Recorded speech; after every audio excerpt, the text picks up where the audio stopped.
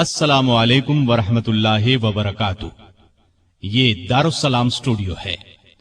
اس بار ہم آپ کی خدمت میں پیش کر رہے ہیں فاروق اعظم، انبیاء کی جماعت اور امت کے سب سے افضل انسان ابو بکر صدیق کے بعد اسلام کے دوسرے خلیفہ راشد فاروق اعظم کا درجہ ہے۔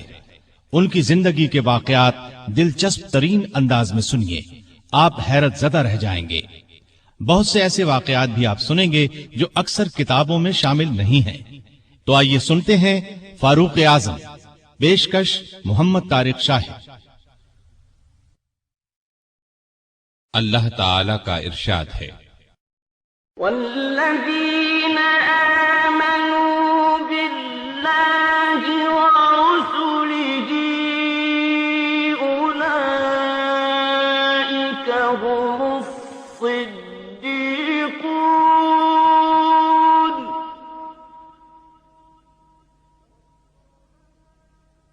والشہداء عند ربهم لهم أجرهم ونورهم۔ وہ لوگ جو اللہ اور اس کے رسولوں پر ایمان لائے ہیں، یہی تو وہ ہیں جو ان کے پروردگار کے نزدیک صدیق اور شہید ہیں، ان کے لیے اجر اور نور ہے۔ رسول اللہ صلی اللہ علیہ وسلم کا ارشاد ہے، اللہ تعالی نے عمر کے دل اور زبان پر حق جاری کر دیا ہے۔ وہ فاروق ہے جس کے ذریعے اللہ تعالی نے حق اور باطل کے درمیان فرق کیا۔ جماعت اصحاب روشن ستارے ہیں، آسمان پر موجود ستاروں کی روشنی کم و بیش ہے۔ یہی مثال صحابہ کرام رضی اللہ عنہم کی ہے، لیکن ہیں سبھی روشن۔ ان میں سب سے نمایاں، سب سے روشن اور سب سے تابناک بہرحال پہلے 4 صحابہ رضی اللہ عنہم ہی ہیں۔ یہی پہلے 4 اصحاب خلفائے راشدین ہیں۔ عشرہ مبشرہ میں بھی سب سے پہلے انہی کا نام ہے۔ آج ہم آپ کو انوکھی خصوصیات والے انسان کی کہانی سناتے ہیں۔ اللہ کے رسول صلی اللہ علیہ وسلم نے اپنے 10 صحابہ کا نام لے کر فرمایا تھا، میرے یہ 10 صحابہ جنتی ہیں۔ گویا انہیں دنیا ہی میں جنتی ہونے کی بشارت عطا ہوئی۔ ان میں سے ایک سیدنا عمر فاروق رضی اللہ عنہ ہیں۔ انبیاء کی جماعت کے بعد اور مسلمانوں کے پہلے خلیفہ راشد یار غار سیدنا ابو بکر کے بعد اس دنیا میں سب سے زیادہ فضیلت دوسرے خلیفہ راشد سیدنا عمر فاروق ہی کو حاصل ہے۔ نبی صلی اللہ علیہ وسلم نے ان کے بارے میں اس طرح دعا فرمائی تھی، اے اللہ اسلام کو عمر کے ذریعے سے قوت اور عزت دے۔ ان کے زمانے میں اسلامی حکومت 22 لاکھ مربع میل رقبے تک پھیل گئی۔ بعض موقعوں پر ان کی تائید میں آیات نازل ہوئیں۔ ان کی خلافت کا زمانہ بہترین اسلامی حکومت کا زمانہ تھا۔ اتنے بڑے حکمران ہوتے ہوئے دوپہر کے وقت شہر سے باہر گرم زمین پر کوئی پتھر وغیرہ سر کے نیچے رکھ کر قیلولہ کر لیتے تھے۔ ان کے واقعات اس قدر حیرت انگیز ہیں کہ سننے والے دنگ رہ جاتے ہیں۔ بڑے بڑے طاقتور حکمران ان کے نام سے کانپتے تھے، جبکہ خود ان کا یہ حال تھا کہ جسم پر کھردرا لباس ہوتا تھا۔ آپ یقیناً ان کی زندگی کے انوکھے اوراق پڑھنا پسند کریں گے، لیکن آج آپ پڑھنے کی بجائے سن کر دیکھیں، آپ کو ایک عجیب سا فرحت بخش احساس ہوگا۔ سیدنا عمر فاروق رضی اللہ عنہ ہجری سال شروع ہونے سے 40 سال پہلے 583 عیسوی یا 584 عیسوی میں مکے میں پیدا ہوئے۔ نبی کریم صلی اللہ علیہ وسلم ان سے 13 سال پہلے دنیا میں تشریف لا چکے تھے۔ والدین نے نام عمر رکھا، کنیت ابو حفص تھی، لقب فاروق تھا، یعنی حق اور باطل میں فرق کرنے والا۔ یہ لقب انہیں نبی کریم صلی اللہ علیہ وسلم نے عطا فرمایا۔ حضرت عمر کا سلسلہ نسب 8ویں پشت میں نبی کریم سے جا ملتا ہے۔ آپ نے دنیا میں آنکھ کھولی تو مکے میں قریش کی سرداری تھی۔ یہ قبیلہ اسماعیل علیہ السلام کی اولاد سے تھا۔ قریش کے آگے چل کر 10 کے قریب قبیلے بن گئے۔ ان میں نبی کریم بنو ہاشم سے تھے، ابو بکر بنو تیم سے اور عمر فاروق बनु अदी से। 10 के 10 कबीलों के सपुर्द अलग अलग काम थे। मसलन कोई खाना काबा की देखभाल करता था तो कोई हाजियों को पानी पिलाता था, कोई झगड़ों के फैसले करता था। बनु अदी के जिम्मे 2 काम थे। कुरैश को कोई एलची भेजना होता तो ये भेजते थे। दूसरा काम ये था कि 2 ग्रोहों में झगड़ा हो जाता तो बनु अदी का सरदार फैसला करता था। बनु अदी के घर सफा और मरवा पहाड़ियों के दरमियान में थे। उमर यहीं पैदा हुए और परवरिश पाई। उनके वालिद खत्ताब बनु अदी के सरदार थे। जिस जमाने में नबी करीम सल्लल्लाहु अलैहि वसल्लम ने नबूवत का ऐलान किया, खत्ताब फौत हो चुके थे। सैयदना उमर के बचपन के हालात किसी किताब में नहीं मिलते। इतना जिक्र मिलता है कि बड़े हुए तो बाप ने ऊंट चराने पर लगा दिया। ऊंट चराते हुए कभी थक कर बैठ जाते तो बाप मारा करता था। जवानी की उम्र को पहुंचने तक लिखना पढ़ना सीख लिया था। नबी करीम सल्लल्लाहु अलैहि वसल्लम ने जब ऐलान नबूवत किया तो कुरैश में कुल 17 आदमी लिखना पढ़ना जानते थे। इनमें उमर फारूक भी थे। इसके अलावा उन्होंने सिपाहगरी, तेगजनी और घुड़सवारी में कमाल हासिल किया। घुड़सवारी का हाल ये था कि उछलकर घोड़े पर बैठ जाते। कुश्ती का फन भी सीखा। ऊंचे कद के ताकतवर आदमी थे। चोटी के कई पहलवानों से मुकाबले जीते। शायर नहीं थे, अशार पसंद करते थे। तकरीर करने का ढंग भी आता था। मिजाज में गुस्सा और सख्ती थी। जवान होने पर तिजारत का पेशा इख्तियार किया। नबी करीम ने नबूवत का ऐलान किया तो उनकी उम्र 27 साल थी। उस वक्त कुरैश में बहुत ऊंची हैसियत के मालिक थे। मक्के के मुअज्जज लोगों में शुमार होता था। उनके भाई जैद बिन खत्ताब, बहन फातिमा बिनते खत्ताब और बहनोई सईद बिन जैद ने जल्द ही इस्लाम कबूल कर लिया। लेकिन उमर अपने बाप दादा के मजहब पर सख्ती से कायम रहे। डटकर इस्लाम की मुखालिफत की। मुसलमान हो जाने वालों को मारते पीटते थे।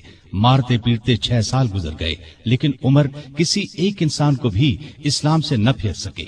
इस दौरान में कुछ वाकयात ऐसे पेश आए जिनकी वजह से वो सख्त उलझन में पड़ गए। कभी इस्लाम की तरफ माइल होते, कभी मुसलमानों के खिलाफ नफरत महसूस करते।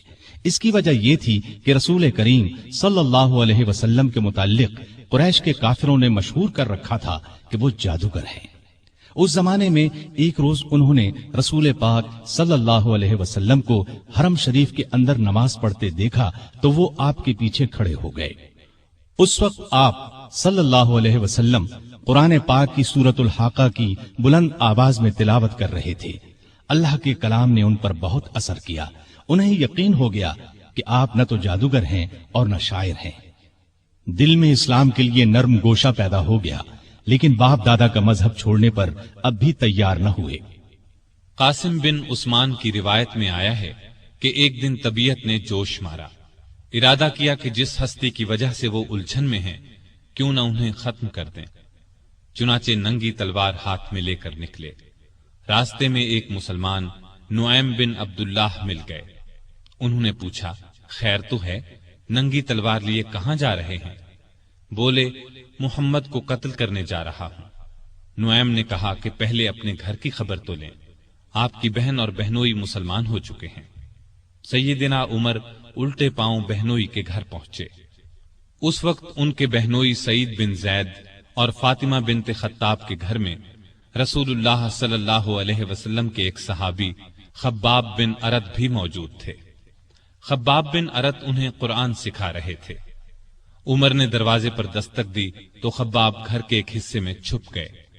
फातिमा ने कुरान के औराक छुपा दिए, लेकिन उमर तिलावत की आवाज सुन चुके थे। अंदर पहुंचकर पूछा, क्या पढ़ रहे थे? मुझे मालूम हुआ है कि तुम मुसलमान हो चुके हो, अपने बाप दादा के मजहब से फिर गए हो। यह कहकर उन्होंने दोनों को मारना पीटना शुरू कर दिया। बहन के सर पर एक लकड़ी मारी, उनके सर से खून बह निकला। उस वक्त दोनों मियां बीवी के मुंह से निकला, हां ए उमर, हम मुसलमान हो चुके हैं, अल्लाह के रसूल पर ईमान ले आए हैं, तुमसे जो हो सके कर लो, इस्लाम तो अब हमारे दिलों से नहीं निकल सकता। उमर ने बहन का खून देखा और ये अल्फाज सुने तो गुस्सा ठंडा हो गया। बोले, अच्छा, जो तुम पढ़ रहे थे मुझे दिखाओ। बहन ने औराक उन्हें दे दिए। उन पर सूरह तौहा लिखी थी। उन्होंने उसको पढ़ा तो बेइख्तियार पुकार उठे, वाह, कितना उम्दा और आला दर्जे का कलाम है। ये सुनकर खब्बाब बिन अरत भी बाहर निकल आए और बोले, اے عمر، مجھے امید ہے اللہ تعالیٰ نے اپنے نبی کی دعا کو پوری کرنے کے لیے آپ کو چن لیا ہے۔ میں نے کل ہی نبی صلی اللہ علیہ وسلم کو یہ دعا کرتے سنا ہے، الہی ابو جہل یا عمر بن خطاب کے ذریعے سے اسلام کو قوت عطا کر۔ پس اے عمر، اللہ کی طرف آؤ، اللہ کی طرف آؤ۔ یہ سن کر سیدنا عمر فاروق نے کہا، مجھے محمد کے پاس لے چلو۔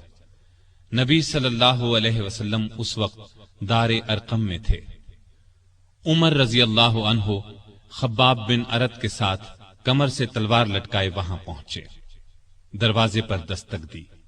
ایک صحابی نے اندر سے ایک جھری میں سے جھانک کر آپ صلی اللہ علیہ وسلم کو بتایا، باہر عمر تلوار کمر سے لٹکائے کھڑے ہیں، نہ جانے کس ارادے سے آئے ہیں۔ آپ کے چچا سیدنا حمزہ رضی اللہ عنہ بھی اس وقت وہاں موجود تھے۔ یہ بہت بہادر تھے، فوراً بولے، انہیں اندر آنے دو، نیک ارادے سے آئے تو ٹھیک، ورنہ انہی کی تلوار سے ان کا سر اڑا دوں گا۔ رسول اللہ صلی اللہ علیہ وسلم نے بھی فرمایا، انہیں آنے دو۔ چنانچہ دروازہ کھول دیا گیا۔ عمر اندر داخل ہوئے۔ آپ صلی اللہ علیہ وسلم اٹھ کر ان کی طرف بڑھے، ان کی چادر کو مٹھی میں دبا کر زور سے کھینچتے ہوئے فرمایا، خطاب کے بیٹے، تم کس ارادے سے آئے ہو؟ سیدنا عمر رضی اللہ عنہ نے عرض کیا، اے اللہ کے رسول، میں اللہ اور اس کے رسول پر ایمان لانے کے لیے حاضر ہوا ہوں۔ اس پر آپ صلی اللہ علیہ وسلم نے زور سے اللہ اکبر فرمایا۔ باقی مسلمانوں نے بھی اللہ اکبر کا نعرہ لگایا۔ اب عمر رضی اللہ عنہ نے کلمہ پڑھا، پھر بولے، اے اللہ کے رسول، کیا ہم حق پر نہیں ہیں؟ آپ نے فرمایا، اس ذات کی قسم جس کے قبضے میں میری جان ہے، تم لوگ حق پر ہو۔ یہ سن کر سیدنا عمر فاروق نے عرض کیا، جب ہم حق پر ہیں اور کافر غلط راستے پر، تو پھر اپنا دین کیوں چھپائیں؟ آپ نے فرمایا، اے عمر، ابھی ہماری تعداد تھوڑی ہے اور تم دیکھ رہے ہو کہ ہم کن حالات سے گزر رہے ہیں۔ سیدنا عمر نے یہ سن کر فرمایا، اس ذات کی قسم جس نے آپ کو نبی بنا کر بھیجا ہے، میں اسلام لانے سے پہلے جن لوگوں میں اٹھتا بیٹھتا تھا، اب مسلمان ہو کر ان کے سامنے جاؤں گا۔ اس پر تمام مسلمان دار ارقم سے 2 صفیں بنا کر نکلے اور کعبے کی طرف روانہ ہوئے۔ ایک صف میں عمر تھے، دوسری میں حمزہ۔ سب نے مسجد حرام میں نماز ادا کی۔ قریش نے یہ دیکھا تو طیش میں آ گئے۔ اس وقت تو کچھ نہ کہا، جب عمر تنہا نظر آئے تو ان پر حملہ کر دیا۔ انہوں نے بھی ڈٹ کر مقابلہ کیا۔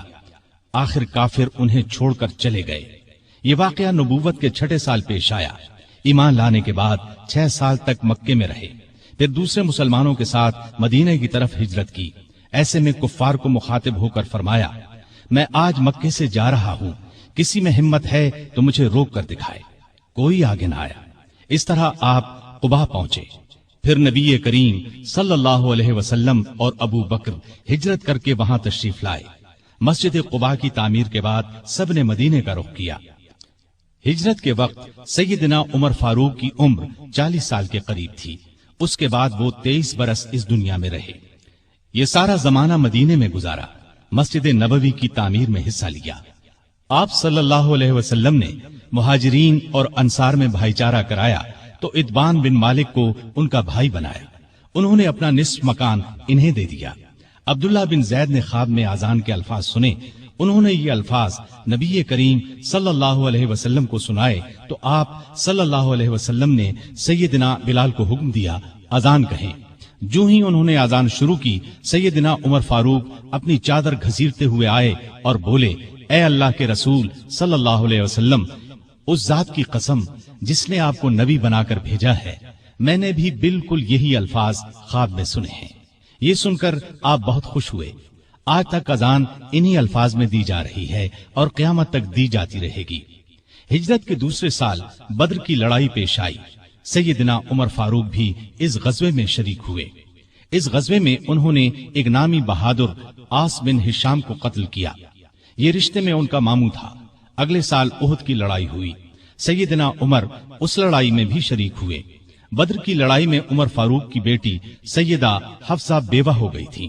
नबी करीम सल्लल्लाहु अलैहि वसल्लम की ख्वाहिश पर सैयदना उमर ने उनका निकाह आपसे कर दिया। इस तरह वो रसूल करीम सल्लल्लाहु अलैहि वसल्लम के सुसर बने। उनकी बेटी को मोमिनों की मां का दर्जा हासिल हुआ।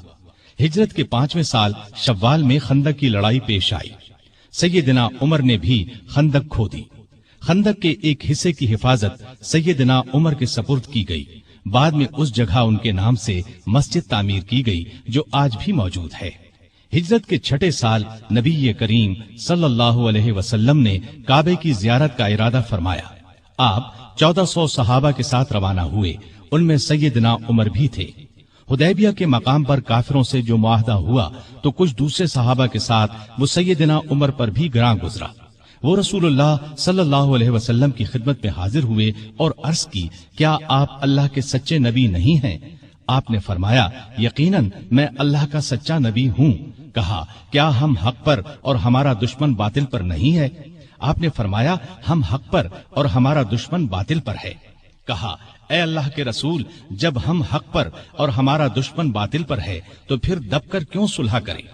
आपने फरमाया, मैं अल्लाह का रसूल हूँ, अल्लाह के हुक्म के खिलाफ नहीं करता, वही मेरा मददगार है।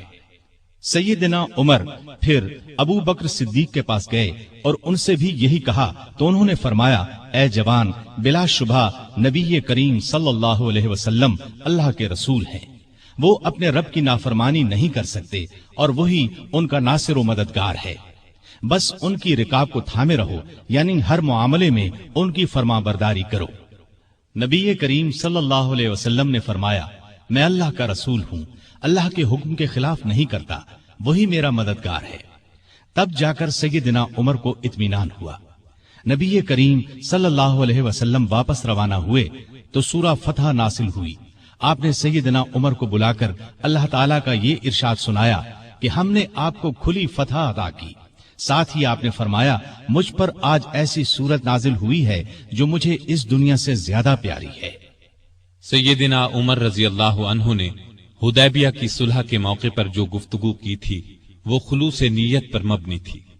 फिर भी उन्हें तमाम जिंदगी इस बात का अफसोस रहा कि क्यों उन्होंने इस तरह के सवाल जवाब किए। इसके बदले में उन्होंने बहुत से रोजे रखे, कई गुलाम आजाद किए और बहुत सी नफल नमाजें पढ़ी। हिजरत के 7वें साल खैबर की लड़ाई हुई।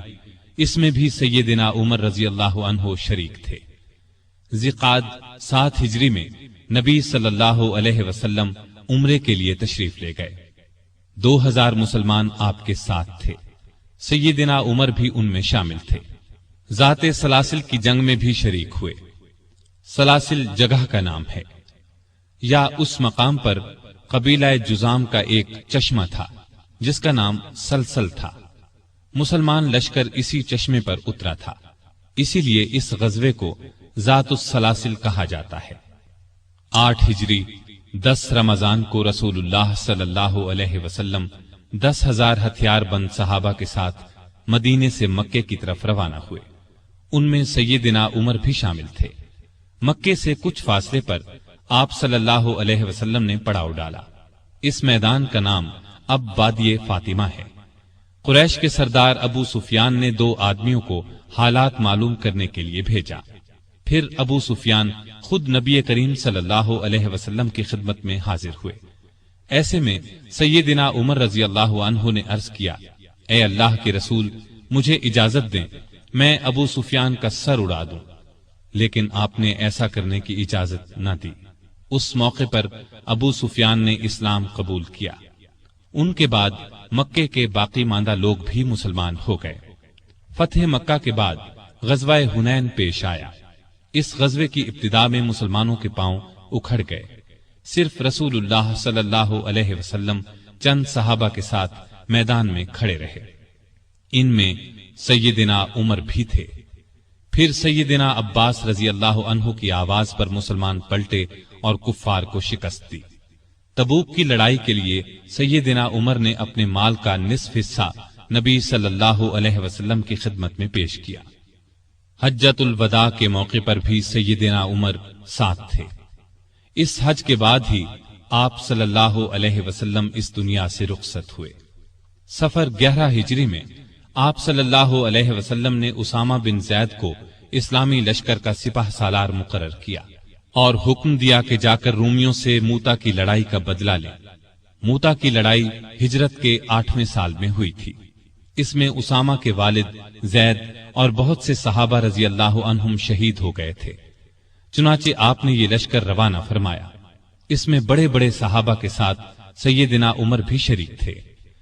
آپ صلی اللہ علیہ وسلم نے رحلت فرمائی تو سیدنا عمر رضی اللہ عنہ کو آپ کی وفات کا یقین ہی نہیں آتا تھا۔ وہ یہ اعلان کر رہے تھے، جو شخص یہ کہے گا کہ رسول اللہ صلی اللہ علیہ وسلم نے وفات پائی ہے، میں اس کی گردن اڑا دوں گا۔ پھر ابو بکر رضی اللہ عنہ کے سمجھانے پر یقین آیا کہ نبی صلی اللہ علیہ وسلم رحلت فرما چکے ہیں۔ آپ صلی اللہ علیہ وسلم کی وفات کے بعد خلافت کے مسئلے پر مسلمانوں میں اختلاف پیدا ہوا تو اس موقع پر سیدنا عمر نے ابو بکر رضی اللہ عنہ کا نام خلافت کے لیے سب کے سامنے رکھا۔ سبھی نے اس سے اتفاق کیا۔ ابو بکر کے بارے میں سیدنا عمر کے یہ الفاظ ہیں: ابو بکر رسول اللہ صلی اللہ علیہ وسلم کے صحابی ہیں، غار کے ساتھی ہیں، یہ تمام مسلمانوں سے زیادہ تمہارے معاملات کے والی ہونے کے حقدار ہیں۔ خلیفہ بننے کے بعد سیدنا ابو بکر نے سب سے پہلے اسامہ بن زید کا لشکر روانہ فرمایا۔ یہ لشکر نبی کریم صلی اللہ علیہ وسلم کی شدید علالت کی وجہ سے مدینہ سے باہر مقام جرف پر ٹھہر گیا تھا اور پھر وفات کی وجہ سے روانہ نہ ہو سکا تھا۔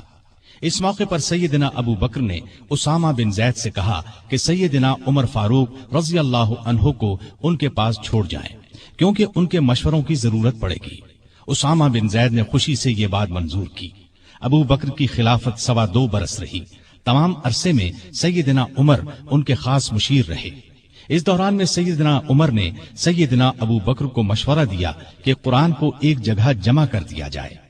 انہوں نے یہ مشورہ اس لیے دیا کہ یمامہ کی لڑائی میں قرآن مجید کے حافظ بہت سے صحابہ شہید ہو گئے تھے۔ آخر یہ کام زید بن ثابت، سیدنا عمر اور بہت سے دوسرے صحابہ رضی اللہ عنہم کی مدد سے مکمل ہوا۔ جمادی الاولی 13 ہجری میں سیدنا ابو بکر سخت بیمار ہو گئے۔ بچنے کی امید نہ رہی تو انہوں نے خلافت کے بارے میں چند بڑے بڑے صحابہ سے مشورہ کیا۔ خود انہوں نے سیدنا عمر کا نام تجویز کیا۔ بعض صحابہ نے اس پر کہا کہ وہ مزاج کے بہت سخت ہیں۔ اس پر ابو بکر نے فرمایا، جب ان پر خلافت کا بوجھ پڑے گا تو نرم ہو جائیں گے۔ اس طرح تمام مسلمانوں کا سیدنا عمر کی خلافت پر اتفاق ہو گیا۔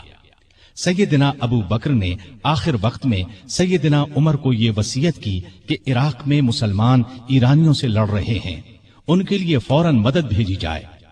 اس وصیت کے بعد 22 جمادی الاخری کو سیدنا ابو بکر نے وفات پائی۔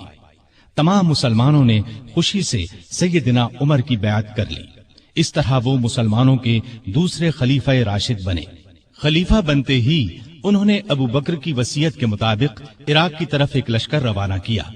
ابو عبیدہ رضی اللہ عنہ کو لشکر کا سالار مقرر فرمایا اور اس طرح مسلمانوں کی عظیم الشان فتوحات کا سنہری دور شروع ہوا۔ Iraq, Madain, Hulwan, Jazira, Khuzestan, Nahavand, Isfahan, Hamadan, Azerbaijan, Tabaristan, Armenia, Fars, Kerman, خراسان، سیستان، مکران، دمشق، ہمس، لازقیہ، یرموک، قنسرین، حلب، انطاکیہ اور بیت المقدس فتح ہوئے۔ بیت المقدس کی فتح کا واقعہ کچھ اس طرح ہے کہ مجاہدین اسلام نے قریباً 3 سال میں سارا شام فتح کر لیا۔ اب فلسطین کے صرف 2 بڑے شہر رہ گئے تھے، بیت المقدس جسے یروشلم بھی کہا جاتا ہے اور قیصاریہ۔ اس زمانے میں فلسطین شام ہی کا حصہ تھا۔ 16 ہجری میں مسلمانوں نے دوسری لڑائیوں سے فارغ ہو کر بیت المقدس کا محاصرہ کر لیا۔ اس شہر میں ابراہیم علیہ السلام، اسحاق علیہ السلام، سلیمان علیہ السلام، عیسیٰ علیہ السلام اور دوسرے نبیوں کی بہت سی یادگاریں ہیں۔ رسول اللہ صلی اللہ علیہ وسلم کی بھی معراج کے سفر میں پہلی منزل یہی تھی۔ مسلمانوں کا پہلا قبلہ بھی یہی تھا۔ نہ صرف یہودی اور عیسائی بلکہ مسلمان بھی اس کی بہت عزت کرتے تھے اور کرتے ہیں۔ مسلمانوں نے جب بیت المقدس کا محاصرہ کیا تو شہر کے باشندوں نے شہر کے دروازے بند کر لیے۔ चंद दिन तो इस तरह गुजरे, फिर उन्होंने मुसलमानों के सिपह सालार अबू उबैदा बिन जर्राह को पैगाम भेजा कि हम शहर मुसलमानों के हवाले करने के लिए तैयार हैं, लेकिन शर्त यह है कि मुसलमानों के खलीफा खुद यहाँ आएं और सुलह का मुआहदा करें। अबू उबैदा बिन जर्राह ने ये बात सैयदना उमर को लिख भेजी। खलीफा सानी सैयदना उमर ने सहाबा से मशवरा करके वहां जाने का फैसला किया। आपने रजब 16 हिजरी में हजरत अली रज़ियल्लाहु अन्हु को अपना कायम मकाम बनाया और रवाना हो गए। उस वक्त दुनिया के बड़े बड़े हुक्मरान उनका नाम सुनकर कांपते थे, लेकिन अपने वक्त के सबसे बड़े हाकिम के सफर का हाल ये था कि चंद बुजुर्ग सहाबा के सिवा उनके साथ कोई नहीं था। फौज, न खेमे, न कारे, न झंडे, एक ऊंट पर सवार थे। उस पर सत्तू और खजूर के 2 थैले लादे हुए थे। एक तरफ पानी की मश्क लटक रही थी। रास्ते में खाने का वक्त आता तो सब मिलकर खा लेते। आपका लिबास बहुत मामूली सा था। बैतुल मक़दिस के करीब पहुंचे तो सहाबा ने मशवरा दिया कि लिबास तब्दील कर ले। कीमती पोशाक पेश की, लेकिन आपने वो लिबास पहनने से इनकार कर दिया और फरमाया, अल्लाह ने हमें जो इज्जत दी है वो इस्लाम की वजह से है और हमारे लिए यही काफी है। गरज इसी हालत में शहर में दाखिल हुए। ईसाइयों ने शहर आपके हवाले कर दिया। मुसलमानों ने वहां एक मस्जिद बनाई, उसका नाम मस्जिद उमर रखा। ये आज भी मौजूद है और अब तक मस्जिद उमर कहलाती है। 14 हिजरी में मुसलमानों ने हिम्स को फतह कर लिया था। 17 हिजरी को रोम के बादशाह हिरकल ने हिम्स मुसलमानों से छीनने के लिए समुंदर के रास्ते फौज भेजी। इस फौज ने हिम्स का मुहासरा कर लिया। जजीरे के लोगों ने भी हिरकल को ऐसा करने पर उकसाया था। चुनाचे जजीरे से भी 30,000 फौज आकर हिरकल की फौज से मिल गई। सैयदना अबू उबैदा बिन जर्राह रजी अल्लाह अन्हु ने इन हालात की इत्तिला सैयदना उमर फारूक को भेजी तो उन्होंने उनकी मदद के लिए मजीद फौज रवाना की। दूसरी तरफ सुहैल बिन अदी की सरकर्दगी में एक फौज जजीरे की तरफ रवाना कर दी। खुद भी मदीने से चलकर दिमश्क आ गए ताकि नजदीक से तमाम हालात पर नजर रख सकें। सुहैल बिन अदी जजीरे की तरफ बढ़े तो जजीरे से हिम्स की तरफ रवाना होने वाली फौज को अपने घर की फिक्र पड़ गई। वो हिरकल की फौज का साथ छोड़कर वापस जजीरे चले गए। उधर अबू उबैदा बिन जर्राह ने खालिद बिन वलीद के मशवरे से शहर से निकलकर हिरकल की फौज पर हमला कर दिया। घमसान की लड़ाई के बाद रोमियों ने बदतरीन शिकस्त खाई। 4000 रोमियों ने इस्लाम कबूल कर लिया, 4000 मारे गए और बाकी भाग निकले। इस लड़ाई के बाद फिर कभी हिरकल को शाम पर चढ़ाई की जुर्रत न हुई। 18 हिजरी में इराक में ताउन की वबा फैली। इसमें बड़े बड़े सहाबा फौत हो गए। चंद एक के नाम ये हैं। अबू उबैदा बिन जर्राह जो मुसलमानों की फौज के सिपा सालार भी थे, मुआज बिन जबल रजी अल्लाह अन्हो, यजीद बिन अबी सुफियान रजी अल्लाह अन्हो, शुराहबील बिन हसना रजी अल्लाह अन्हो और कई बड़े बड़े सहाबा इस वबा में फौत हुए। दौरे फारूकी में अरब में कहत पड़ा। ऐसे में सैयदना उमर ने रियाय की खबरगिरी में दिन रात एक कर दिया। इंसानों के लिए खुराक थी न जानवरों के लिए। सैयदना उमर को इंसानों और जानवरों की ये बदहाली देखकर बहुत सदमा हुआ। उन्होंने बैतुल माल में जितना गल्ला था सब मुसलमानों में तकसीम कर दिया। जो नकदी थी वो भी मुसलमानों में तकसीम कर दी। तमाम सूबों के हाकिमों को खत लिखे कि फौरन ज्यादा से ज्यादा गल्ला रवाना करो। चुनाचे अबू उबैदा बिन जर्राह ने शाम के इलाके से 4000 ऊंट गले से लदे हुए भेजे। अम्र बिन आस ने मिस्र से समुंदर के रास्ते बहरी जहाज रवाना किए। उनमें हर जहाज पर 6000 मन गल्ला लदा हुआ था। जब ये जहाज मदीने की करीबी बंदरगाह पर पहुंचे तो सैयदना उमर खुद उन्हें देखने के लिए बंदरगाह पहुंचे। गल्ले को हिफाजत से रखने के लिए बंदरगाह में 2 बड़े बड़े मकान बनवाए। दूसरे सूबों से भी बहुत सा गल्ला पहुंच गया। गल्ले की तकसीम का ये इंतजाम किया कि बहुत से रजिस्टर बनवाए। उनमें कहत का शिकार होने वालों के नाम दर्ज किए गए। हर एक नाम के साथ उनकी जरूरत के मुताबिक गले की मिकदार लिखी गई। फिर हर शख्स को पर्ची दी गई। उस पर सैयदना उमर की मोहर होती थी। इस पर्ची के मुताबिक उन्हें रोजाना गल्ला दिया जाता। इसके अलावा سیدنا عمر ہر روز 20 اونٹ اپنے سامنے ذبح کرواتے اور ان کا گوشت پکوا کر لوگوں کو کھانا کھلاتے۔ اس طرح ہزاروں آدمی روزانہ سیدنا عمر رضی اللہ عنہ کے دسترخوان پر کھانا کھاتے۔ غلے کے علاوہ لوگوں میں کپڑے اور کھجوریں بھی تقسیم کی جاتی، اور خود اپنا یہ حال تھا کہ اس زمانے میں گوشت، دودھ اور گھی کھانا بالکل چھوڑ دیا تھا۔ اکثر بھوکے رہتے یا عام لوگوں کے ساتھ خود بھی کھاتے۔ اس طرح اس کا اثر آپ کے جسم پر پڑا۔ لوگ انہیں دیکھتے اور کہتے، اگر قحط دور نہ ہوا تو رعایا کا غم انہیں مار ڈالے گا۔ ایک دن ایک شخص سے پانی مانگا، اس کے پاس شہد تھا، اس نے وہی پیش کر دیا۔ آپ نے شہد پینے سے انکار کر دیا اور فرمایا، قیامت کے دن اگر مجھ سے پوچھا گیا کہ لوگ روٹی کو ترس رہے تھے اور تو شہد کھاتا تھا تو میں کیا جواب دوں گا؟ ایسا بھی ہوا کہ گھی کا برتن اور آٹے کی بوری اٹھواتے اور جہاں کہیں بھوکوں کا مجمع نظر آتا اپنے خادم کی مدد سے کھانا تیار کرواتے اور انہیں کھلاتے۔ دیہاتوں میں جاتے، وہاں اونٹ ذبح کرتے، گوشت، آٹا اور کپڑے لوگوں میں تقسیم کرتے۔ قحط کے دنوں میں سخت بے چین رہتے اور دعا کرتے تھے، اے اللہ، میرے عملوں کی وجہ سے محمد صلی اللہ علیہ وسلم کی امت کو تباہ نہ کر۔ لوگوں کا خیال اس قدر تھا کہ فرمایا کرتے تھے، اگر دریائے فرات کے کنارے ایک کتا بھی بھوکا مر گیا تو اللہ کے سامنے مجھے اس کا جواب دینا ہوگا۔ وہ خود اور لوگ رو رو کر بارش کی دعائیں کرتے تھے۔ آخر ایک دن نبی صلی اللہ علیہ وسلم کے چچا عباس رضی اللہ عنہ اور دوسرے مسلمانوں کو لے کر نکلے اور نہایت عاجزی سے ان الفاظ میں دعا کی، اے اللہ، پہلے تو ہم اپنے نبی صلی اللہ علیہ وسلم کے وسیلے یعنی نبی کی دعا کے وسیلے سے تجھ سے دعا کیا کرتے تھے، اب ہم تجھ سے اپنے نبی کے چچا کے وسیلے یعنی چچا کی دعا کے وسیلے سے دعا کرتے ہیں کہ ہم پر بارش نازل فرما۔ ابھی یہ دعا ہو رہی تھی کہ آسمان پر بادل چھا گئے اور ایسی موسلا دھار بارش ہوئی کہ ہر طرف پانی ہی پانی نظر آنے لگا۔ اس بارش نے خشک کھیتوں میں جان ڈال دی اور قحط دور ہو گیا۔ بیت المقدس کی فتح کے بعد شام میں قیصاریہ کا شہر باقی رہ گیا تھا، اس پر ابھی تک رومیوں کا قبضہ تھا۔ بحیرہ روم کے ساحل پر ایک بہت بڑا شہر تھا۔ یہ مہم امیر معاویہ کے سپرد کی گئی، انہوں نے شہر کو فتح کیا۔ 80,000 رومیوں میں سے بہت کم زندہ بچے۔ اب پورے شام پر اسلام کا جھنڈا لہرانے لگا۔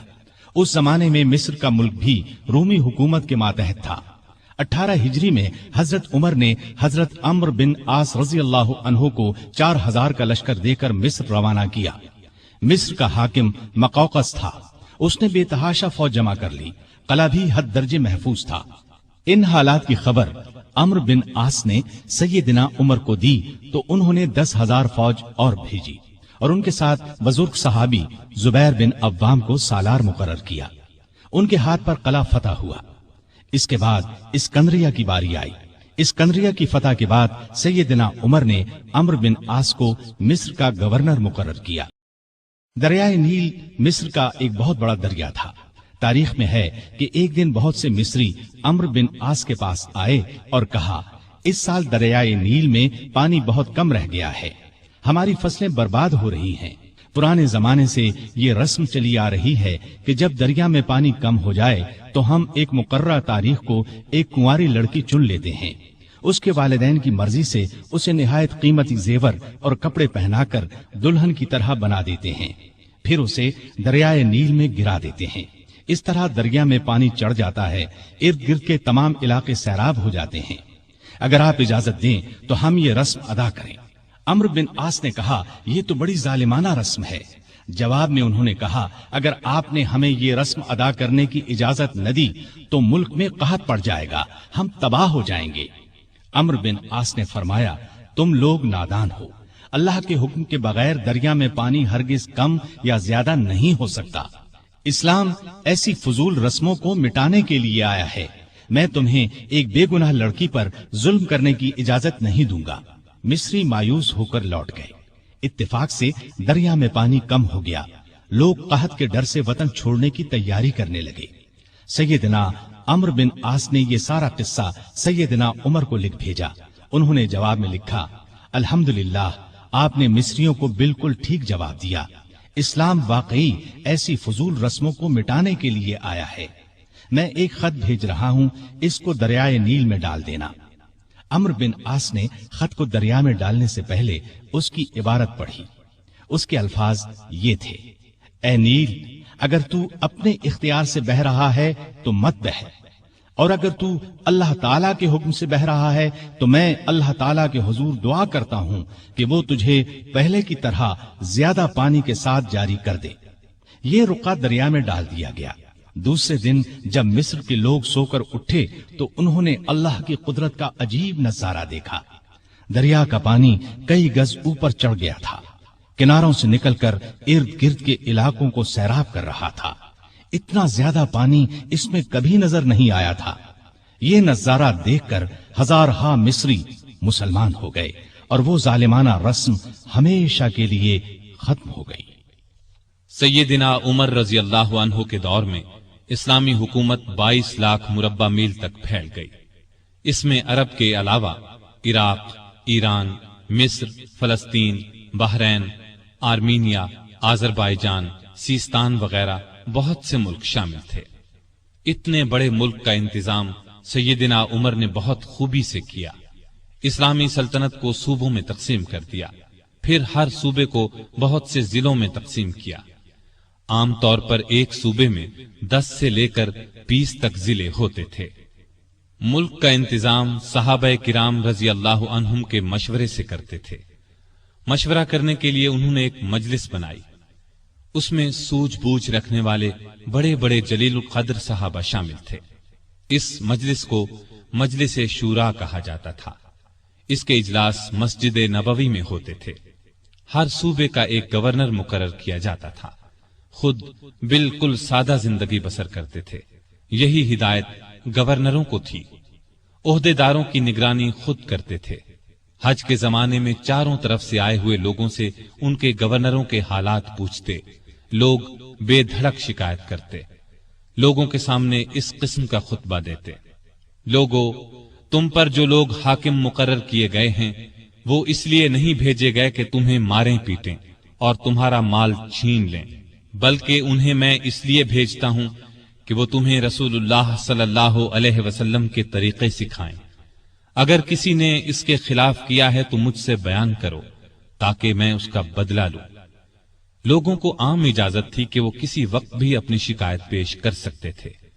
एक मर्तबा मिस्र के एक गरीब शख्स ने शिकायत की कि गवर्नर के बेटे ने बिला वजह उसे पीटा है। आपने बाप बेटे को बुलवा लिया।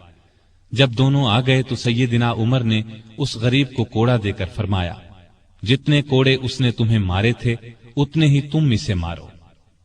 उस गरीब ने कोड़े मारने शुरू किए। जब तादाद पूरी हो गई तो उमर ने फरमाया, अब 2-4 कोड़े गवर्नर को भी मारो। लेकिन उस गरीब ने ऐसा करना पसंद न किया। जजीरे के गवर्नर के बारे में इत्तला मिली कि वो बारीक लिबास पहनते हैं।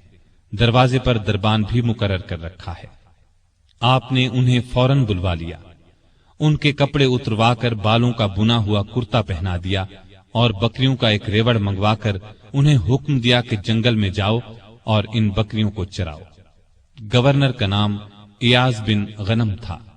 वो रसूलुल्लाह सल्लल्लाहु अलैहि वसल्लम के सहाबी थे, एक सूबे के गवर्नर थे।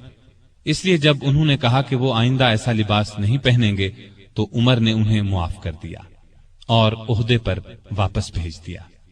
इयाज बिन गनम जब तक जिंदा रहे मोटा लिबास पहनते रहे। फिर उन्होंने कभी बारीक लिबास पहना न दरवाजे पर दरबान रखा। खालिद बिन वलीद रजी अल्लाह अन्हु इस्लाम के बहुत बड़े जर्नैल थे। उन्होंने 20 लड़ाइयां लड़ी। बड़ी बड़ी हुकूमतों के लश्कर उनके मुकाबले में न ठहर सके। सैयदना उमर के जमाने में जब खालिद बिन वलीद फतूहात पर फतूहात हासिल कर रहे थे तो ऐन इस हालत में उमर ने उन्हें सिपह सालारी से माजूल कर दिया। जब लोगों ने वजह पूछी तो उन्होंने फरमाया, मुसलमान ये ख्याल करने लगे थे कि ये फतूहात खालिद बिन वलीद की वजह से हो रही हैं, जबकि फतूहात हमें अल्लाह ताला की मेहरबानी से हो रही हैं। आपके जमाने में چونکہ اسلامی حکومت بہت پھیل گئی تھی، لگاتار فتوحات کی وجہ سے مال غنیمت بھی بہت زیادہ آنے لگا تھا، اس لیے آپ نے 15 ہجری میں بیت المال قائم کر دیا۔ اس میں زکوٰۃ، خراج، جزیہ، مال غنیمت وغیرہ جمع ہوتا تھا اور مسلمانوں میں تقسیم کیا جاتا تھا۔ یتیموں، غریبوں اور بیواؤں کو اس میں سے وظیفے دیے جاتے تھے۔ ضرورت مندوں کو قرض بھی دیا جاتا تھا۔ جنگی ضروریات پر بھی خرچ کیا جاتا تھا۔ آمدنی اور خرچ کے معاملے میں حد درجہ احتیاط کرتے تھے۔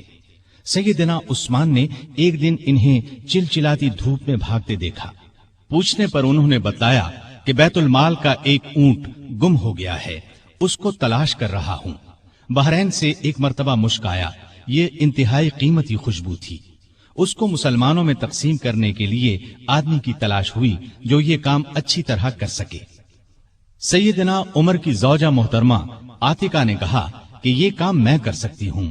سیدنا عمر نے فرمایا، نہیں، میں تمہیں اس کی اجازت نہیں دے سکتا، اس لیے کہ تمہاری انگلیوں پر جو مشک لگ جائے گا وہ تم اپنے کپڑوں پر لگا لو گی، اس طرح عام مسلمانوں سے زیادہ تمہارے حصے میں آئے گا۔ ایک مرتبہ بیمار ہو گئے، لوگوں نے علاج کے طور پر شہد تجویز کیا۔ بیت المال میں شہد موجود تھا لیکن آپ نے لینا گوارا نہ کیا۔ آخر لوگوں کو جمع کیا گیا، جب سب نے اجازت دے دی تب شہد دیا۔ آپ نے عدل و انصاف کا بہترین نمونہ دنیا کو دکھایا۔ اللہ سے ڈرنے والے قاضی مقرر کیے، ان کی تنخواہیں مقرر کی، انہیں حکم دیا کہ تمام فیصلے قرآن اور حدیث کے مطابق کیے جائیں۔ قرآن اور حدیث میں حکم نہ ملے تو جس رائے پر عالموں کا اتفاق ہو اس کے مطابق فیصلہ دیا جائے۔ انہوں نے کوفہ میں شریح کو قاضی مقرر کیا، ان کے فیصلے بہت مشہور ہوئے۔ امیر المومنین کے خلاف بھی فیصلے دے دیتے تھے۔ سیدنا علی نے بھی انہیں اپنے دور میں قاضی کے عہدے پر قائم رکھا۔ قبیلہ غسان کے بادشاہ جبلہ نے اسلام قبول کر لیا۔ وہ حج کرنے کے لیے آیا، اس کی چادر پر ایک غریب بدو کا پاؤں آ گیا۔ اس نے بدو کو زور سے تھپڑ دے مارا، بدو کی ناک کی ہڈی ٹوٹ گئی۔ وہ سیدنا عمر کی خدمت میں حاضر ہو گیا، انصاف کا طلبگار ہوا۔ سیدنا عمر نے جبلہ کو بلا بھیجا، وہ حاضر ہوا تو آپ نے اسے کہا، تم نے اس غریب مسلمان سے زیادتی کی ہے، لہذا بدلہ دو۔ یہ غریب تمہیں اس جگہ تھپڑ مارے گا جس جگہ اس کے منہ پر تھپڑ لگا ہے۔ ہاں، اگر تم اس سے معافی مانگ لو اور یہ معاف کر دے تو اور بات ہے۔ جبلہ نے کہا، مجھے ایک دن کی مہلت دی جائے تاکہ میں غور کر سکوں۔ جبلہ کو ایک دن کی مہلت مل گئی۔ وہ وہاں سے فرار ہو کر شام چلا گیا اور دوبارہ عیسائی مذہب اختیار کر لیا۔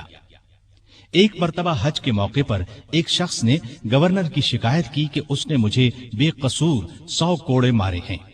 سیدنا عمر رضی اللہ عنہ نے شکایت درست پائی تو حکم دیا، تم بھی اسے 100 کوڑے مارو۔ ایک عیسائی کسان نے شکایت کی کہ اس کے کھیتوں سے مسلمان فوج گزری ہے جس سے اس کا نقصان ہوا ہے۔ آپ نے بیت المال سے اسے 10,000 درہم دینے کا حکم دیا۔ سیدنا عمر فاروق نے عام لوگوں کو منع کر دیا کہ وہ شریعت کے کسی مسئلے پر اپنا فیصلہ دیں۔ اس کام کے لیے انہوں نے فتوے جاری کرنے کا محکمہ قائم کیا۔ فتوے دینے والے بزرگوں کے نام یہ ہیں: سیدنا عثمان، سیدنا علی، سیدنا عبد الرحمن بن عوف، سیدنا ابی بن قعب، سیدنا معاذ بن جبل، سیدنا زید بن ثابت، سیدنا ابو درداء، سیدنا ابو ہریرہ رضی اللہ تعالی عنہم۔ سیدنا عمر رضی اللہ تعالی عنہ نے پولیس کا محکمہ قائم کیا۔ رعایا کی خبر گیری رکھنے کے لیے راتوں کو گشت لگایا کرتے تھے۔ ملک شام کے سفر سے لوٹ رہے تھے کہ ایک بڑھیا نظر آئی۔ اس سے پوچھا کہ بڑی بھی عمر کے بارے میں کچھ معلوم ہے؟ وہ بولی، ہاں، سنا ہے شام گیا ہوا ہے، اللہ اس سے سمجھے، آج تک اس نے مجھے پھوٹی کوڑی تک نہیں دی، اسے معلوم نہیں میں کتنی تنگی سے گزارا کر رہی ہوں۔ سیدنا عمر نے یہ سن کر فرمایا، بڑی بھی تم نے جا کر عمر کو اپنا حال بتایا؟ بڑھیا نے کہا، اگر اسے رعایا کا حال معلوم نہیں تو خلافت کیوں کرتا ہے؟ سیدنا عمر فاروق رضی اللہ عنہ یہ سن کر رو پڑے۔ پھر اس سے پوچھا، تم کیا لے کر عمر کو معاف کر سکتی ہو؟ اس نے کہا، اگر مجھے 25 دینار مل جائیں تو معاف کر دوں گی۔ آپ نے اسی وقت اسے 25 دینار دے دیے۔ وہ خوش ہو کر دعائیں دینے لگی، اللہ عمر کو معاف کرے، اس پر اپنی رحمت نازل کرے۔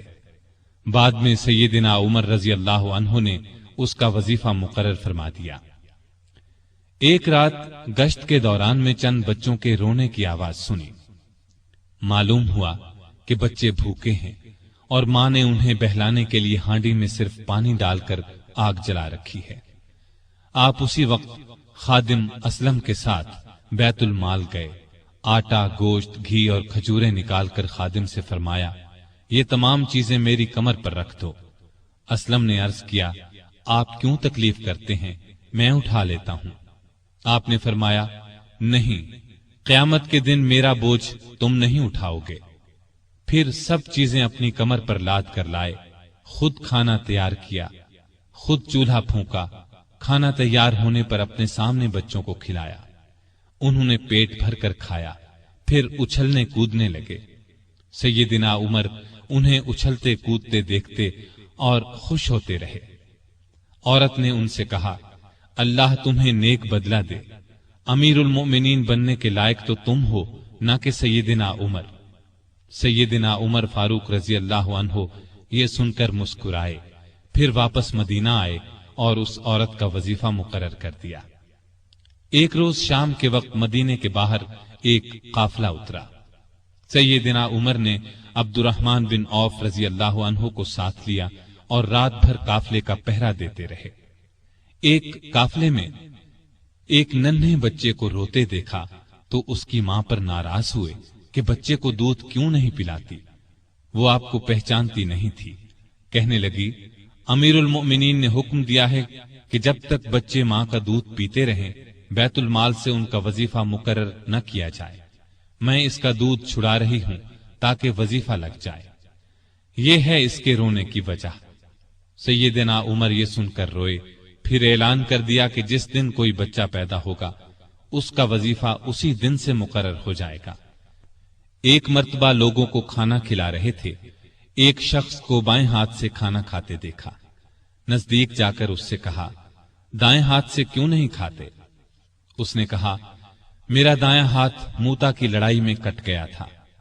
یہ سن کر سیدنا عمر رونے لگے، اس کے پاس بیٹھ گئے اور بولے، افسوس، تمہیں وضو کون کراتا ہوگا؟ پھر اس کی خدمت کے لیے ایک خادم دیا اور ضرورت کی چیزیں اس کے گھر بھجوائیں۔ ایک رات گشت کے دوران میں ایک عورت کی آواز سنی۔ وہ اپنی بچی سے کہہ رہی تھی، دودھ میں پانی ملا دے۔ بیٹی نے یہ سن کر کہا، ماں، امیر المؤمنین کا حکم ہے کوئی دودھ میں پانی نہ ملائے۔ ماں نے یہ سن کر کہا، باتیں نہ بنا، پانی ملا۔ امیر المؤمنین کون سا دیکھ رہے ہیں؟ لڑکی نے کہا، امیر المؤمنین تو نہیں دیکھ رہے، مگر اللہ تو دیکھ رہا ہے۔ سیدنا عمر نے ماں بیٹی کی یہ گفتگو سنی تو اپنے خادم سے کہا، اس گھر کو اچھی طرح پہچان لو۔ دوسرے دن ان کے بارے میں پتہ کروایا۔ انہیں لڑکی کی ایمانداری اس قدر پسند آئی کہ اپنے بیٹے عاصم کے لیے رشتہ مانگ لیا۔ اس طرح یہ شادی ہوئی۔ بنو امیہ کے عمر بن عبدالعزیز رحمت اللہ علیہ اسی خاتون کے نواسے تھے۔ انہیں عدل و انصاف، سادگی، پرہیزگاری کی وجہ سے دوسرا عمر کہا جاتا ہے۔ ان کا دور بہترین دور ہوا۔ مدینے کی ایک بے سہارا اندھی عورت کے گھر کی صفائی امیر المومنین خود کیا کرتے تھے۔ رسول اللہ صلی اللہ علیہ وسلم کے ایک صحابی سعید بن یربوک کی آخری عمر میں بینائی جاتی رہی۔ ان کے لیے ایک خادم مقرر کیا جو انہیں مسجد تک لاتا تھا۔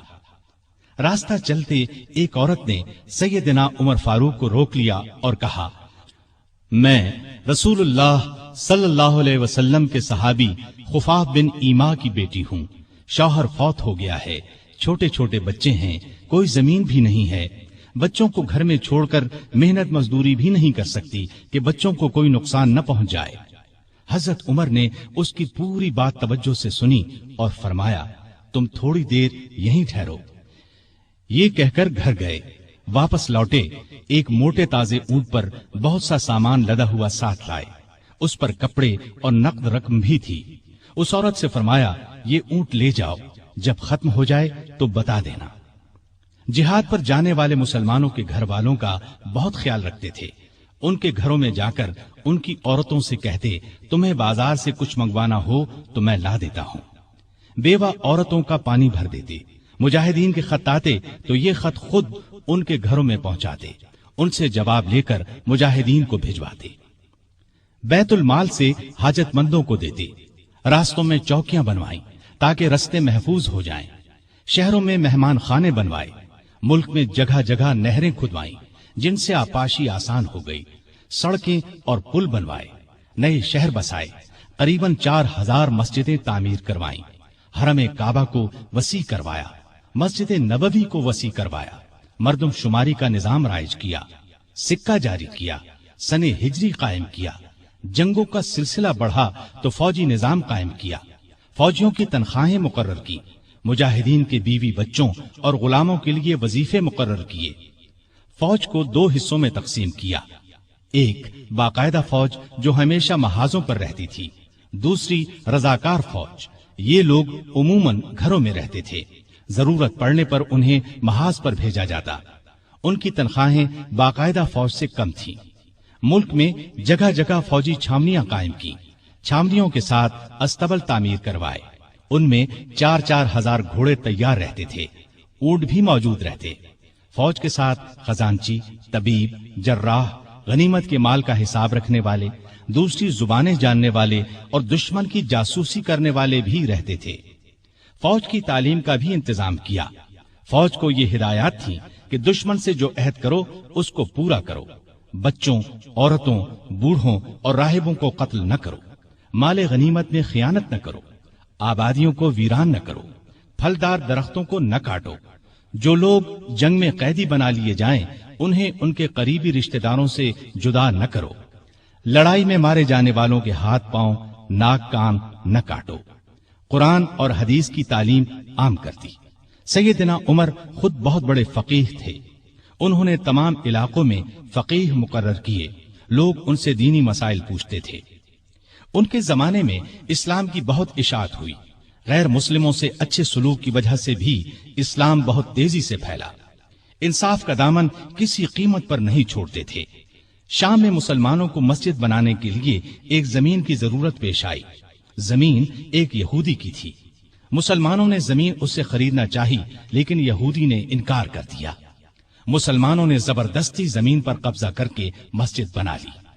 یہودی نے سیدنا عمر سے شکایت کی. سیدنا عمر فاروق نے حکم دیا کہ مسجد ناجائز طریقے سے بنائی گئی ہے. اسلام اس کی اجازت نہیں دیتا. مسجد کو گرا کر زمین یہودی کو دے دی جائے. چنانچہ زمین یہودی کو واپس دے دی گئی. اس نے اس جگہ اپنا مکان بنا لیا. سیدنا عمر فاروق رضی اللہ عنہ دعا کیا کرتے تھے کہ اے اللہ مجھے اپنی راہ میں شہادت نصیب فرما. مجھے اپنے رسول کے شہر میں موت دے. خلافت کی 11ویں سال اللہ تعالیٰ نے ان کی یہ دونوں دعائیں پوری کر دیں. ذی الحج 23 ہجری میں حج کے لیے مکہ گئے. آپ جب حجر اسود کو بوسہ دیتے تو کہتے تھے اے حجر اسود، میں جانتا ہوں کہ تو ایک پتھر ہے. تو نہ نفع دے سکتا ہے اور نہ نقصان. اگر میں نے رسول اللہ صلی اللہ علیہ وسلم کو تیرا بوسہ لیتے ہوئے نہ دیکھا ہوتا تو میں تیرا بوسہ نہ لیتا. یہ سیدنا عمر کی توحید کا کمال نمونہ ہے. حج سے فارغ ہو کر اس مہینے کی آخری تاریخوں میں واپس لوٹے. جمعے کے دن مسجد میں خطبہ دیا جو بہت طویل تھا. اس میں لوگوں کو بہت نصیحتیں کی.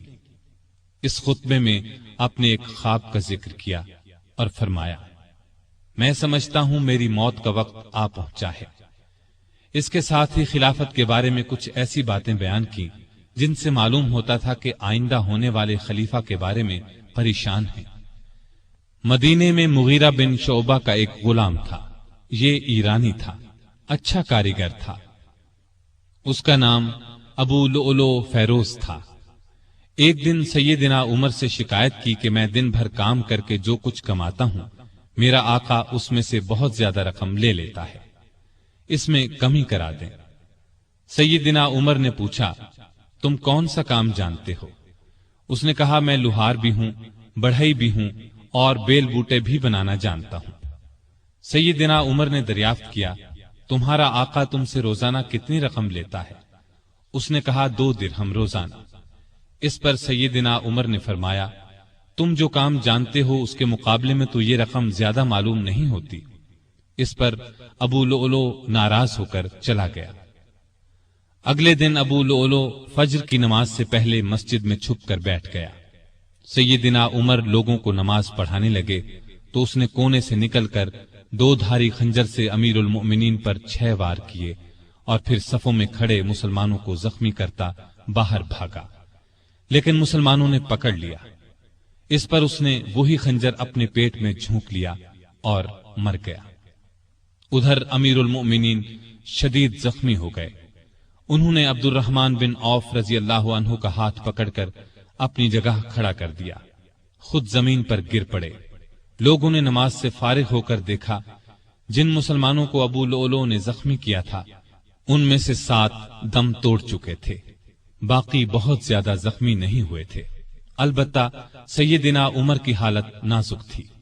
ایسے میں انہوں نے عبداللہ بن عباس سے پوچھا، مجھے کس نے مارا ہے؟ انہوں نے بتایا، مغیرہ بن شعبہ کے غلام ابو لؤلؤ نے۔ یہ سن کر فرمایا، اللہ کا شکر ہے، میری موت کسی ایسے شخص کے ہاتھ سے نہیں ہوئی جو اسلام کا دعویٰ کرتا ہو۔ لوگ انہیں اٹھا کر گھر لائے، دودھ پلایا گیا تو وہ زخموں کے راستے باہر آ گیا۔ اب سب کو یقین ہو گیا کہ امیر المؤمنین کا آخری وقت آ پہنچا ہے۔ لوگ غم سے نڈھال ہو گئے، ان سے ملنے کے لیے آنے لگے۔ ایک نوجوان ایسے میں ملنے آیا، اس نے کہا، اے امیر المؤمنین، آپ اللہ کی بشارت سے خوش ہو جائیں، آپ ان اصحاب میں سے ہیں جو بہت پہلے اسلام لائے اور رسول اللہ کے ساتھی بنے، خلیفہ بنائے گئے تو آپ نے انصاف سے کام لیا، پھر آخر آپ کو شہادت نصیب ہو گئی۔ یہ سن کر سیدنا عمر نے فرمایا، اے بھتیجے، اللہ کرے یہ چیزیں میرے گناہوں کے برابر برابر ہی ہو جائیں، مجھے کوئی عذاب ہو نہ ثواب۔ مطلب ان کے کہنے کا یہ تھا کہ بس عذاب سے بچ جاؤں۔ وہ نوجوان واپس جانے لگا تو سیدنا عمر فاروق رضی اللہ عنہ کی نظر اس کی چادر پر پڑی جو زمین کو چھو رہی تھی۔ اس نازک حالت میں بھی انہیں شریعت کا اس قدر پاس تھا کہ فرمایا، اس نوجوان کو واپس بلاؤ۔ اسے واپس ان کے سامنے لایا گیا تو فرمایا، اے بھتیجے، اپنا تہبند اونچا باندھو، اس سے کپڑا بھی صاف رہے گا اور تمہارے رب کے نزدیک یہ پرہیزگاری کی بات بھی ہے۔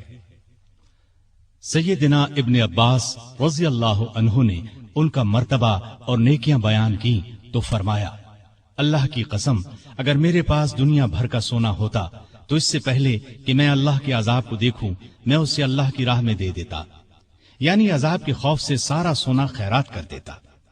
اس کے بعد اپنے بیٹے عبداللہ کو بلایا، ان سے پوچھا کہ مجھ پر کتنا قرض ہے۔ انہوں نے حساب لگا کر بتایا 86,000 درہم۔ اس پر انہیں کچھ ہدایات دی۔ آخر میں فرمایا، اس قرض کو میری طرف سے ادا کر دینا۔ اس کے بعد فرمایا، ام المومنین عائشہ صدیقہ رضی اللہ تعالی عنہا کے پاس جاؤ اور کہو، عمر بن خطاب آپ کو سلام کہتا ہے اور اپنے 2 ساتھیوں یعنی نبی کریم صلی اللہ علیہ وسلم اور ابو بکر کے ساتھ دفن ہونے کی اجازت چاہتا ہے۔ عبداللہ بن عمر عائشہ صدیقہ کی خدمت میں حاضر ہوئے۔ وہ اس وقت سیدنا عمر کے صدمے میں رو رہی تھیں۔ ان کا پیغام سن کر فرمایا، یہ جگہ میں نے اپنی قبر کے لیے رکھی تھی، لیکن اپنے آپ پر عمر کو ترجیح دیتی ہوں۔ سیدنا عبداللہ یہ جواب سن کر واپس آئے اور سیدنا عمر کو ان کا جواب بتایا۔ آپ نے اللہ کا شکر ادا کیا، پھر فرمایا، میں مر جاؤں تو میرا جنازہ اٹھا کر وہاں لے جانا اور انہیں سلام کر کے ایک بار پھر عرض کرنا، عمر بن خطاب اجازت طلب کرتا ہے، اگر اجازت دے دیں تو مجھے اندر لے جا کر دفن کر دینا، اور اگر انکار کر دیں تو عام مسلمانوں کے قبرستان میں دفن کر دینا۔ حالت جب زیادہ نازک ہو گئی تو فرمایا، خلافت کا حقدار عثمان، علی، زبیر، عبد الرحمن بن عوف اور سعد بن ابی وقاص رضی اللہ عنہم سے زیادہ کسی کو نہیں سمجھتا۔ رسول اللہ صلی اللہ علیہ وسلم بھی وفات تک ان سے خوش تھے۔ ان میں سے جسے خلیفہ چن لیا جائے اس کی اطاعت کرنا۔ پھر اپنے بعد ہونے والے خلیفہ کو وصیت کی کہ مہاجرین اور انصار سے اچھا سلوک کرنا، جو لوگ ہماری پناہ میں آ گئے ان کی جانوں اور مالوں کی حفاظت کرنا، ان سے کیے ہوئے ہر عہد کو پورا کرنا۔ آپ 27 ذی الحج 23 ہجری کو زخمی ہوئے۔ 3 دن بعد یکم محرم 24 ہجری کو وفات پائی اور شہادت کے درجے پر فائز ہوئے۔ اس وقت عمر 63 سال تھی۔ جنازہ چارپائی پر رکھا گیا تو چاروں طرف لوگ جمع ہو گئے۔ سیدنا علی رضی اللہ عنہ آئے تو فرمایا، اللہ آپ پر رحم فرمائے، آپ نے کوئی ایسا شخص نہیں چھوڑا کہ اللہ کے سامنے جانے کے لیے مجھے اس کے عمل آپ کے عمل سے زیادہ پسند ہو۔ اللہ کی قسم مجھے امید تھی کہ اللہ آپ کو آپ کے دونوں ساتھیوں کے ساتھ رکھے گا، اس لیے کہ میں اکثر رسول اللہ صلی اللہ علیہ وسلم کو اس طرح فرماتے ہوئے سنا کرتا تھا، میں گیا اور ابو بکر و عمر گئے، میں داخل ہوا اور ابو بکر و عمر داخل ہوئے، میں نکلا اور ابو بکر و عمر نکلے۔ جنازہ حضرت صہیب رضی اللہ عنہ نے پڑھایا۔ حضرت علی، عثمان، سعد بن ابی وقاص اور عبد الرحمن بن عوف رضی اللہ عنہم نے قبر میں میت کو اتارا اور اسلام کے اس بہت بڑے فرزند کو ہمیشہ کے لیے رسول اللہ صلی اللہ علیہ وسلم اور سیدنا ابو بکر رضی اللہ عنہ کا ساتھ نصیب ہو گیا ہے۔ سیدنا عمر رضی اللہ عنہ نے کئی شادیاں کی، ان سے 8 یا 9 لڑکے، 4 یا 5 لڑکیاں ہوئیں۔ مشہور بیویوں کے نام یہ ہیں: زینب بنت مزعون رضی اللہ عنہا، عاتقہ بنت زید رضی اللہ عنہا، ام حکیم بنت حارث رضی اللہ عنہا، ام کلثوم بنت علی رضی اللہ عنہا۔ اولاد میں سے حفصہ، عبداللہ، عبید اللہ اور عاصم رضی اللہ عنہم بہت مشہور ہیں۔ حفصہ رضی اللہ عنہا کو رسول اللہ صلی اللہ علیہ وسلم کی پاک بیویوں میں شامل ہونے کا شرف حاصل ہے، وہ ام المومنین کہلائی۔ آپ میں اللہ کا خوف انتہا کو پہنچا ہوا تھا، عبادت کا شوق بھی بے حد تھا، راتوں کو جاگ کر نفل پڑھا کرتے تھے۔ قرآن کریم کی جن آیات میں قیامت کا ذکر ہے ان کو پڑھتے وقت بہت روتے۔ تراویح کی نماز کو انہوں نے باجماعت کرایا، ان کے دور سے آج تک تراویح باجماعت ادا کی جاتی ہے۔ آپ میں بردباری حد درجے کی تھی، دوسروں کی نکتہ چینی کو صبر اور حوصلے سے برداشت کرتے تھے۔ آپ نے ایک وقت میں کبھی دسترخوان پر 2 سالن جمع نہ کیے۔ رسول اللہ صلی اللہ علیہ وسلم اور ابو بکر رضی اللہ عنہ کا بھی یہی معمول تھا۔ نبی کریم صلی اللہ علیہ وسلم سے آپ کو انتہا درجے کی محبت تھی۔ آپ صلی اللہ علیہ وسلم پر اپنی جان قربان کرنے کے لیے ہر دم تیار رہتے تھے۔ کوئی رسول اللہ صلی اللہ علیہ وسلم کی شان میں ذرا سی گستاخی کرتا تو اس کی گردن اڑانے پر تیار ہو جاتے۔ ایک بار سیدنا عمر فاروق رضی اللہ عنہ نے فرمایا، اے اللہ کے رسول، مجھے آپ سے اپنی جان سے بھی زیادہ محبت ہے۔ نبی کریم صلی اللہ علیہ وسلم نے سیدنا عمر فاروق رضی اللہ عنہ کو دنیا ہی میں جنتی ہونے کی بشارت دی۔ سیدنا عمر فاروق رضی اللہ عنہ کے چند اقوال یہ ہیں: بزرگ بننے کے لیے علم حاصل کرو۔ جو آدمی خود کو عالم کہے وہ جاہل ہے، جو خود کو جنتی کہے وہ جہنمی ہے۔ جس سے تمہیں نفرت ہے اس سے ڈرتے رہو۔ بڑھاپے سے پہلے جوانی اور موت سے پہلے بڑھاپے کو غنیمت جانو۔ سب سے بری آوازیں 2 ہیں، نوحہ اور راگ یعنی گانا۔ کم بولنا دانائی، کم کھانا صحت، کم سونا عبادت اور عام لوگوں سے کم ملنا عافیت ہے۔ توبہ کی تکلیف سے گناہ کا چھوڑنا آسان ہے۔ برا چاہنے والوں کی دوستی سے پرہیز کرنا ضروری ہے۔ جو عیب سے واقف کرے وہ دوست ہے، اور جو اس پر تعریف کرے وہ ایسا ہے جیسے دوسرے کو ذبح کر دیا جائے۔ سلامتی گمنامی میں ہے۔ اللہ تعالی سیدنا عمر فاروق رضی اللہ عنہ پر رحمت فرمائے، آمین۔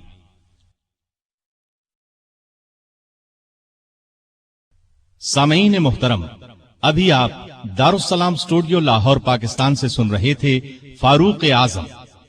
دارالسلام اسٹوڈیو تلاوت قرآن مجید، ترجمہ سیرت النبی، قصص الانبیاء، صحابہ کرام، ائمہ اعظام اور محدثین کے حالات و واقعات، نیز نماز، روزہ، حج اور دیگر عبادات کا صحیح طریقہ، بچوں اور عورتوں کے لیے انتہائی دلچسپ اور سچی کہانیاں، اور وہ سب کچھ جس سے نئی نسل کی تربیت اسلامی خطوط پر ہو سکے، آڈیو کیسٹ اور سیڈیز میں پیش کر رہا ہے۔